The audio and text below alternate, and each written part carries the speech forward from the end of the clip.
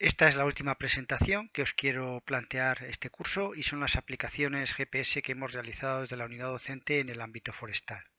Básicamente es una parte de nuestra experiencia profesional, no solo como docentes, sino como investigadores. Este sería el orden que seguiré para estas aplicaciones.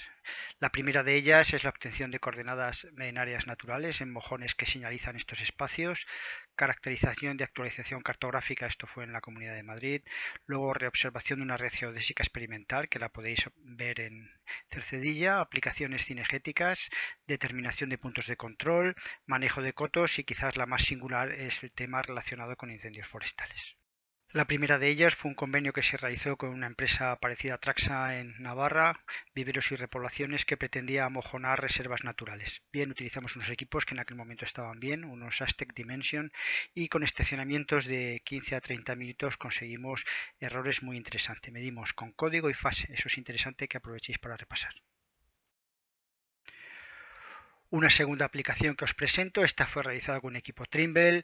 Lo que se pretendía era determinar puntos aislados que normalmente no aparecen en la cartografía convencional, para lo cual hicimos elementos puntuales, lineales y superficiales.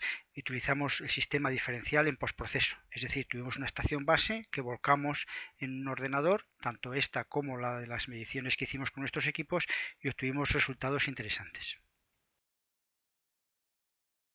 En este caso os presento una observación en una red geodésica experimental que está, insisto, visitable en Cercedilla, y lo que hicimos es reobservarla, es decir, volver a medir estos 6 vértices y ver la calidad de las mediciones GPS y la validez de las coordenadas que estábamos utilizando como vértices. Este equipo, el Leica System 500, lo tenemos en la unidad docente. Os presento a continuación otra aplicación dirigida desde la unidad docente, particularmente la combinación del sistema GPS con sistemas de información geográfica para realizar mediciones en cotos de caza. Particularmente fue en Cuenca y resultó bastante interesante desde el momento que no se disponía de cartografía y datos actualizados de estos aspectos. En concreto, se realizaron mediciones de caminos, por tanto lineales, por tanto método cinemático, comederos estáticos, abrevadores estáticos, puestos de caza, lógicamente posicionamientos estáticos, el tipo de vegetación, se realizaron mediciones superficiales y se propuso un plan de mejoras. Ahí tenéis los datos. Bueno, fue un trabajo interesante. En las parcelas de investigación y experimentación de Balsaín se necesitaban unos puntos de control para realizar un inventario. Bueno, se solicitó apoyo de la unidad docente y se tomaron puntos de referencia dentro de estas parcelas para referir el inventario.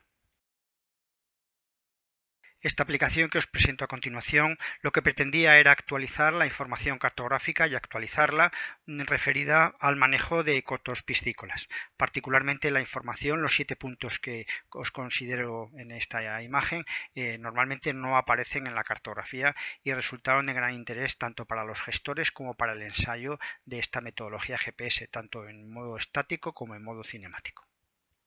Se aplicó una corrección en postproceso. Uno de los aspectos principales de las técnicas GPS es, como ya hemos comentado, que todo el proceso de medición y ajuste lo realiza el receptor. Por tanto, ha resultado de gran interés este trabajo que os presento en la reobservación de 36 vértices de la red geodésica medida con métodos espaciales del Instituto Geográfico Nacional. La precisión que se obtuvo en el control de estos vértices fue centimétrica y, por tanto, válida. Este trabajo que os presento a continuación, que desgraciadamente no se terminó por circunstancias ajenas al mismo, se refería a una combinación de batimetría y GPS para la cartografía y determinación de especies en espacios naturales en la provincia de Cartagena. Desgraciadamente no avanzó. En este caso combinábamos un receptor GPS localizado en una pequeña barca y una ecosonda que nos permitía medir la profundidad.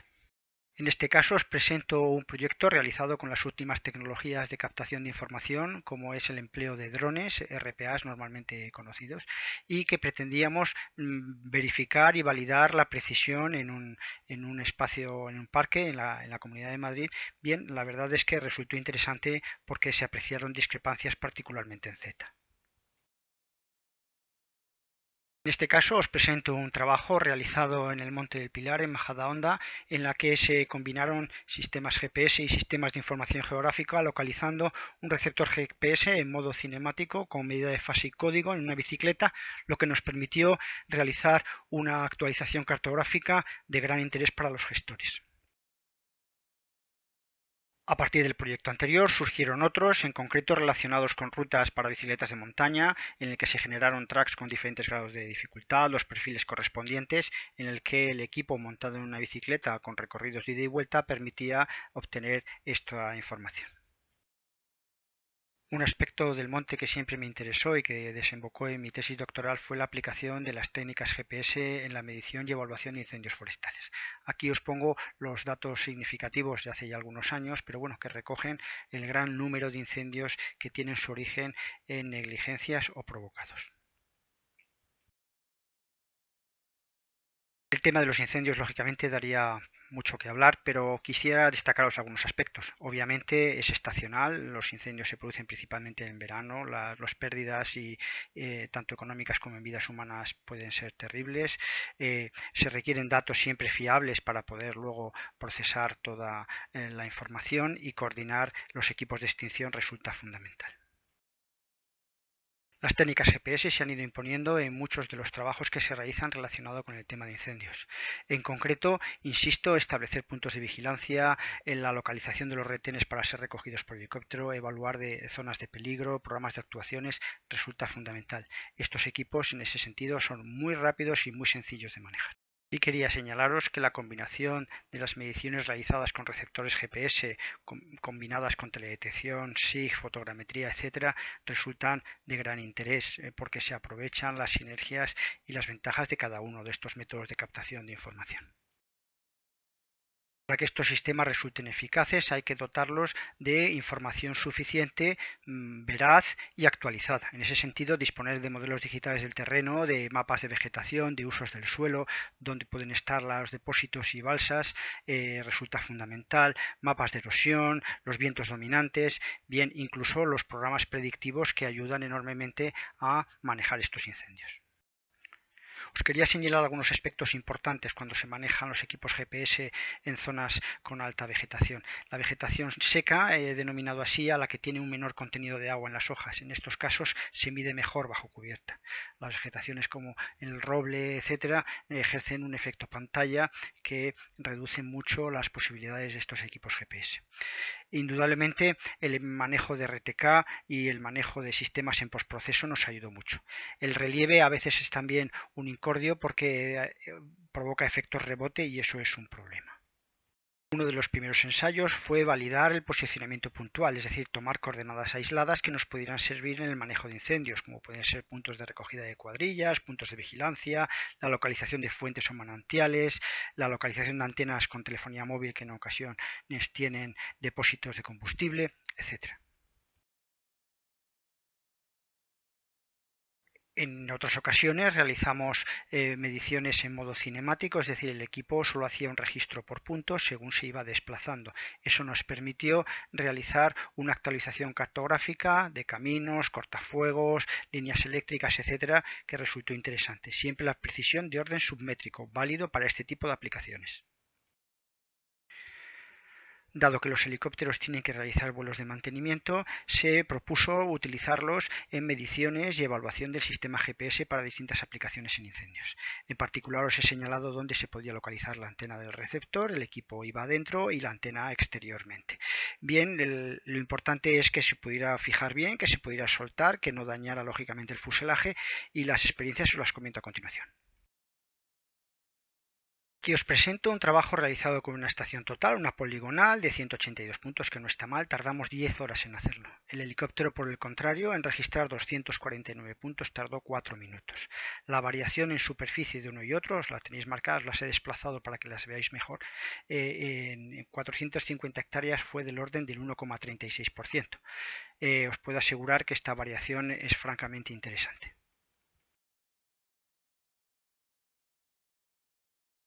Repetir estos procesos de medición en las mismas superficies, aprovechando una vez finalizado el incendio recorrer la superficie incendiada. Bien, las variaciones siempre estaban por debajo del 1,2%. Quiero reconocer la pericia de los pilotos que iban exactamente por el perímetro de la superficie incendiada, que yo creo que eso fue en gran medida lo que nos dio una precisión fantástica.